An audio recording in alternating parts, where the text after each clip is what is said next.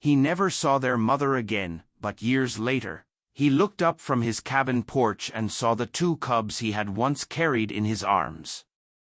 The storm came in fast, one of those mountain tempests that rolled down from the peaks with no warning, tearing through the pines like a living thing. Jake had seen his share of bad weather in the high country, but this one was different. The wind screamed against the cabin walls, rattling the shutters, and snow came in thick, blinding sheets. He'd just finished securing the woodpile when he heard it, not the wind, but something smaller, sharper. A sound that cut through the storm. It was faint, almost swallowed by the gusts, but it came again. A cry. Grabbing his lantern, Jake pulled his coat tight and stepped into the gale. Snow stung his face as he made his way toward the tree line. He kept the light low, scanning the white chaos until it caught on something dark against the snow. 2 small shapes huddled at the base of a fallen pine, their fur matted with ice. Cubs. They were shivering so hard their whole bodies trembled, their breaths shallow and fast. Jake glanced around for any sign of the mother, tracks, movement, anything, but the snow was already erasing every mark. The wind carried no scent but pine and frost. He knew enough about the wild to understand what this meant. If the mother wasn't here now, in the middle of a storm like this, she wasn't coming back. Jake crouched low, speaking softly over the wind. "Easy now. Let's get you warm." The cubs didn't move at first, too cold and weak to fight. When he lifted the first one, it was lighter than it should have been. The second whimpered once but didn't resist as he tucked it inside his coat. The trek back to the cabin was slow, the snow deepening with every step. By the time he reached the porch, both cubs were pressed tight against him, their small hearts hammering. He pushed the door open, and the sudden warmth of the fire spilled across them. That night, Jake told himself it was temporary. Just until the storm passed. Just until they could survive on their own. He didn't yet know how quickly, just for tonight, could turn into something else entirely. Inside, the fire roared low and steady, throwing shadows across the cabin walls. Jake set the lantern down and shrugged off his coat carefully, cradling the cubs one at a time. They were damp from the snow, their fur clumped in icy patches. He grabbed an old wool blanket from the cot and wrapped them together, tucking it snug around their small bodies. They didn't resist. In fact, the moment the warmth began to seep in, they seemed to sink deeper into themselves, their eyes half closing. Jake crouched by the fire, rubbing their fur gently to help the heat spread. He wasn't sure what cubs this young would eat, but he had honey, a bit of milk, and some berries he'd dried last summer. He mashed the berries into a small bowl with warm milk, letting the scent rise into the air. The smaller cub lifted its head first, sniffing, then lapped weakly at the mixture. The larger one followed a moment later, its tiny pink tongue darting out cautiously. "Good," Jake murmured. "That's it. Keep going." As the hours passed, the storm beat against the walls without mercy. The wind moaned in the eaves, and snow hissed against the windows. But in here, the fire's glow turned the space into a small, safe world. The cubs eventually curled together near the hearth, bellies full, breathing slow and steady. Every so often, one of them would twitch in its sleep, letting out a small, muffled sound, not fear, but something softer. Jake sat in the old rocker by the fire, his eyes fixed on them. He told himself again this was just for tonight. Just until the storm passed. But the truth was already settling in the back of his mind. Out here, in the deep winter of the mountains, there was no just one night for creatures this small. When the wind finally eased in the early hours, he didn't feel relief. Instead, he found himself listening, not for the storm, but for the soft breaths of the two lives sleeping under his roof. By morning, the storm had passed, leaving the world outside buried under a heavy quilt of snow. Sunlight poured over the drifts, dazzling and sharp, turning the forest into a white, unbroken silence. Jake stepped onto the porch, boots crunching against the frost, and scanned the tree line. The air was so clear it stung his lungs, but there was no movement, no tracks but his own from the night before, already softened by fresh snow. If the mother bear had been anywhere nearby, she would have come for them by now. He stood there longer than he needed to, hoping for something he knew wouldn't come. Then he went back inside. The cubs were still curled together near the hearth, their fur warm and slightly ruffled from sleep. When Jake knelt down, the larger one lifted its head and blinked at him, slow and deliberate. The smaller one yawned, a tiny pink mouth in a round, dark face, before nuzzling back into its sibling. It would be easy to open the door, let them wander into the sunlight, and trust the forest to take care of them. It would also be the same as sending them to die. Jake had lived in these mountains long enough to know the math. 2 cubs without a mother, in deep winter, were as good as lost. And the part of him that had survived hard seasons and long winters understood exactly what that meant. He heated more milk with honey and fed them again, this time watching how quickly they responded, the weak edge in their movements already fading. Their eyes followed him now when he moved around the cabin. When he sat by the fire, the larger one shuffled forward, resting its head on his boot as if it had been doing so for years. Jake leaned back in the chair and let out a slow breath. "All right," he said quietly, almost to himself. "Looks like you're staying a while." The days settled into a quiet rhythm. Each morning, Jake would stoke the fire, melt snow for water, and prepare food, a mix of warm milk, mashed berries, and bits of fish from the stream he kept thawed near the cabin. The cubs learned quickly, their once shaky steps growing steadier with each passing day. They followed him everywhere. If he stepped outside to split wood, they waited at the doorway, watching with curious eyes. If he went down to the stream, they padded through the snow behind him, their small bodies leaving paired tracks that trailed his own. Sometimes, the smaller one would trip into a drift and pop back up, shaking itself off with a startled snort, making Jake laugh out loud in a way he hadn't in a long time. He gave them names without meaning to, Willow for the smaller one, with a more cautious, gentle way about her, and Stone for the larger cub, whose every movement carried a solid, grounded certainty. When the weather allowed, he began leading them into the woods for short walks.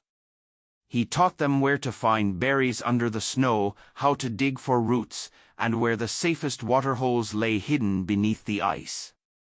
Stone picked up the lessons quickly, often finding food before Jake even pointed it out. Willow took longer, lingering close to him, glancing up for reassurance before trying anything new. At night, they returned to the cabin. The cubs curled beside the hearth, their fur warm against the old wool blankets, the sound of their slow breathing mixing with the pop and crackle of the fire. Jake told himself every day that this was still temporary, that once the spring came and the snow melted, they'd have a better chance in the wild. But he didn't say it out loud anymore. Because some part of him already knew letting them go would be harder than keeping them. Winter in the mountains is slow to leave, but the first hints of change crept in quietly. The snow on the south-facing slopes began to sink and soften, and thin threads of water trickled through the drifts. The air carried a new smell, damp earth waking under the thaw. Jake noticed the cubs growing restless. Stone wandered farther on their walks, sniffing the air as if something familiar called to him. Willow, though still cautious, began to dig with more purpose, unearthing roots and beetles with a skill that didn't come from Jake's teaching alone. Instinct was starting to whisper to them, pulling them toward a life he couldn't share. The change brought a quiet weight to the cabin. Nights were still warm with the fire and their soft breathing beside him, but Jake found himself watching them more. The way their paws had grown thick and powerful, the strength in their shoulders when they played. He could almost see them in another season, full-grown, their heads high among the trees. One morning, while they were out near the ridge, Stone froze mid-step. Jake followed his gaze and spotted a set of prints in the softening snow, wide, deep, and unmistakably bare. A wild one had passed through not long ago. Willow leaned close to Stone, their noses twitching as they breathed in the scent. Jake felt the truth settle in his chest. The world beyond his little clearing was starting to call them home. He'd known this day would come, but knowing didn't make it easier. That evening, as the last of the daylight faded, he sat on the porch with the cubs beside him. They watched the forest in silence, the pines swaying in the slow wind. He didn't try to talk himself out of what was coming anymore. Instead, he just reached down, resting a hand on Stone's thick fur and another on Willow's smaller frame, and stayed there until the stars took the sky. Spring didn't arrive in a single day, it came in a slow, uneven crawl. Snowmelt turned the narrow trail to mud, and streams swelled until they ran loud and fast. The air grew warmer, carrying the scent of wet bark and green shoots pushing through the soil. Stone was the first to change with the season. His restless energy turned into long, wandering explorations. On their daily walks, he would break away from Jake's side, following scents deeper into the trees before returning. Willow followed more reluctantly, but even she began to linger further from him, her small ears twitching at every sound in the forest.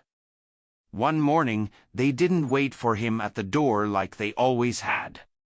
Jake found them near the edge of the clearing, noses to the ground, sniffing a trail that led deeper into the valley. He called softly, and they came, but their steps were slower, their eyes pulling back toward where they'd been. That night, they ate less. Willow curled up on the hearth rug, but her gaze kept drifting toward the door as though the dark outside had something waiting for her. Stone lay with his head up, not sleeping, his ears turning toward every sound beyond the walls. Jake sat in the rocker, the old wood creaking under him, and realized he was watching the last of their winter together. This cabin had been their shelter, but it wasn't meant to be their home. He could feel it, the wild was calling them the way the mountains had always called him. When the moon rose high, the cubs both stood and padded to the door. They didn't scratch or whine to go out, they just stood there, side by side, looking back at him. Jake rose slowly, resting a hand on each of their heads. "Not tonight," he whispered. "But soon." The morning they left began like any other. The sun broke low over the ridge, spilling gold across the clearing, and the air was cool enough that Jake could see his breath as he stepped outside. Willow and Stone followed him onto the porch, their paws silent against the worn wood. He started toward the trail that wound down to the stream, but when he looked back, they weren't behind him.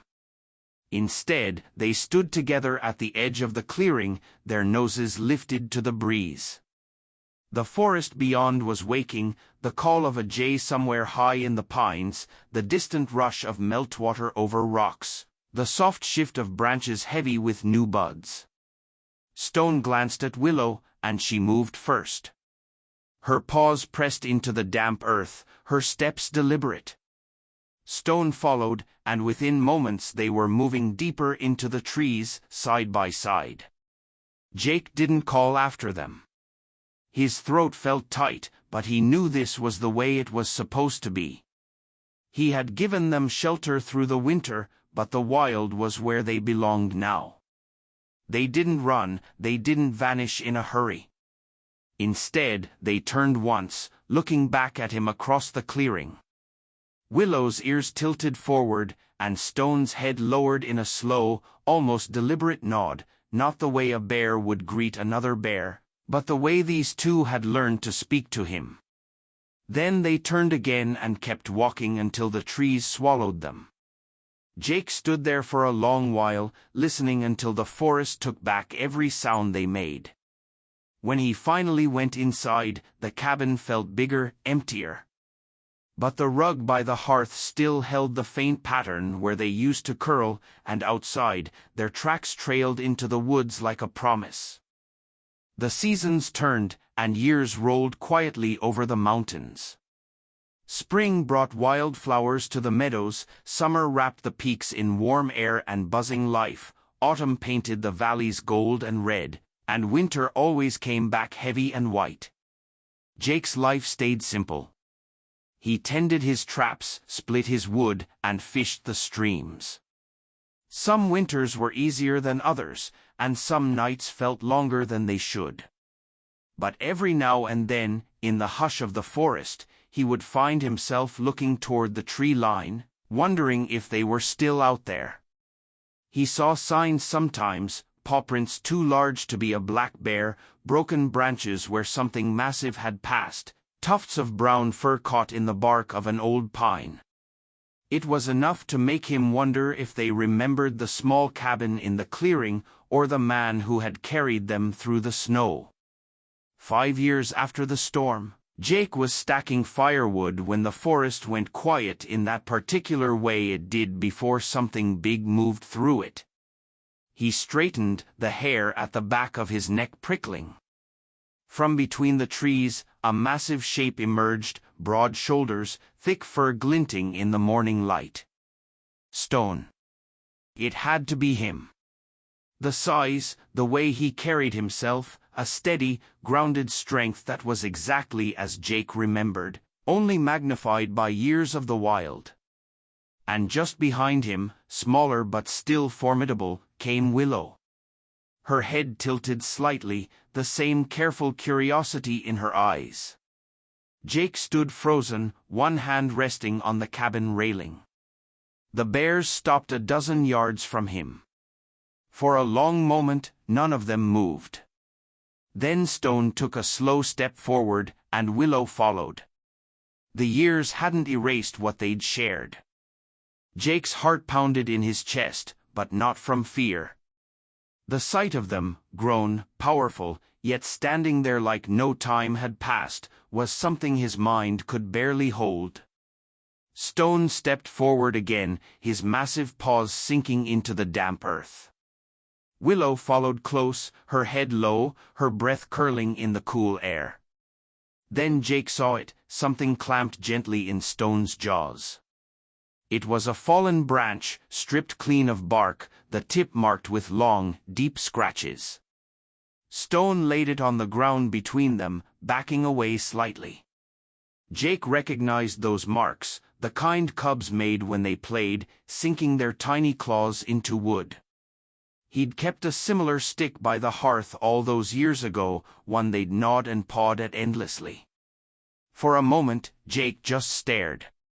Then Willow let out a low huff, the kind she'd used when she wanted him to follow her as a cub. Stone turned and began to walk toward the edge of the clearing, pausing to glance back.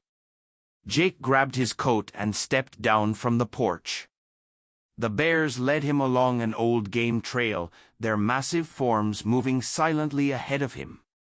The forest was damp with spring rain, the air alive with birdsong. They stopped in a small glade where the ground was thick with fresh grass. And there, curled together in a shallow nest of leaves, were 2 tiny bear cubs, their fur dark, their eyes just barely open. Willow settled beside them, licking their heads with slow, deliberate care. Stone stood nearby, his gaze fixed on Jake. The meaning was clear. They hadn't just come back to remember, they had come to show him what his winter of care had given back to the mountains. Jake knelt in the grass, the lump in his throat making it hard to breathe. "You did good," he whispered. Jake stayed in the glade longer than he meant to. The cubs stirred occasionally, letting out small, squeaky breaths, their tiny paws flexing in dreams. Willow kept close to them, her massive frame curved protectively around their bodies.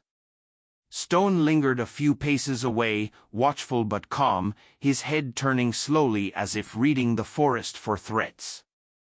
The air was warm and rich with the scent of earth and new growth. Somewhere nearby, a thrush sang, and the sound seemed to settle in Jake's bones. He realized he wasn't here to keep them safe this time, they didn't need that from him anymore. What they'd brought him to see wasn't a request for help, it was an answer to something he hadn't even asked out loud. Proof that the care he'd given them had outlived the winter it was meant for. After a while, Stone gave a low rumble, and Willow lifted her head. She touched her nose gently to each cub, then stood. The two adults began moving toward the far side of the glade, their strides slow but sure. Jake stayed where he was, watching. At the edge of the trees, Stone turned once, meeting his gaze. There was no hesitation in that look, no sadness, only recognition. Then they slipped into the forest's shadows, the brush closing quietly behind them.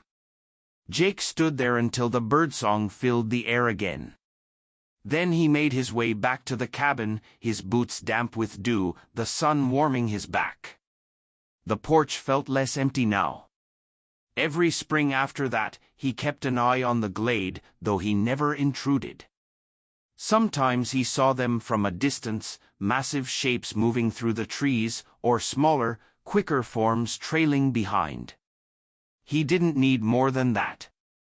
The mother bear had never come back. But her cubs had.